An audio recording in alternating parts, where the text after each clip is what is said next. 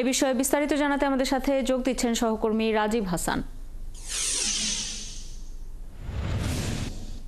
রাজীব, থানায় এখন আইনি কি প্রক্রিয়া চলছে কিছু জানতে পেরেছেন কিনা সেটি জানাবেন, এবং আদালতে তাহজিব আলম সিদ্দিকীকে কখন নেওয়া হবে, কি বলছে পুলিশ, আর নতুন করে কোনো মামলা কি তার বিরুদ্ধে হয়েছে?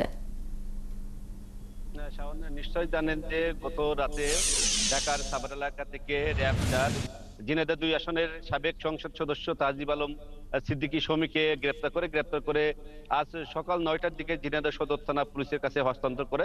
ঝিনাইদহ সদর থানা পুলিশ যে ৩টি মামলা, এই আব্দুল সালাম ১১ বছর আগে যে হত্যাকাণ্ডটি ঘটেছিল সেই মামলার এজাহার নামেও আসামি, এবং গত ৪ই আগস্ট ঝিনাইদহ জেলা বিএনপির কার্যালয়ে অগ্নিসংযোগ, ভাঙচুর এবং ঝিনাইদহ জেলা বিএনপি সভাপতি এম এ মজিদের বাসায় হামলা, ভাঙচুর, অগ্নিসংযোগের ঘটনায় মোট ৩টি মামলা রয়েছে।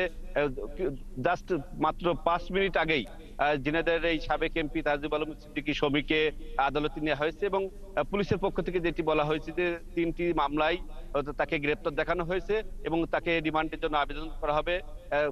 সিনিয়র জুডিশিয়াল ম্যাজিস্ট্রেটের আদালতে নেওয়া হয়েছে এবং রিমান্ডের আবেদন পুলিশের পক্ষ থেকে করা হবে, এবং রিমান্ডের প্রক্রিয়া অলরেডি শুনানি কিছুক্ষণের মধ্যে অর্থাৎ 11:30টার মধ্যে শুনানি শুরু হবে বলে ঝিনাইদহ থানা পুলিশের পক্ষ থেকে জানানো হয়েছে। শাওন, আরেকটি বিষয় জানিয়ে রাখি যে এই মামলায় মোট 270 জন আসামি হয়েছে। আসামির মধ্যে ঝিনাইদহ জেলা আওয়ামী লীগের সভাপতি, সাবেক সংসদ সদস্য শফিকুল ইসলাম অপু সহ বিভিন্ন পর্যায়ের নেতাকর্মীরা রয়েছে।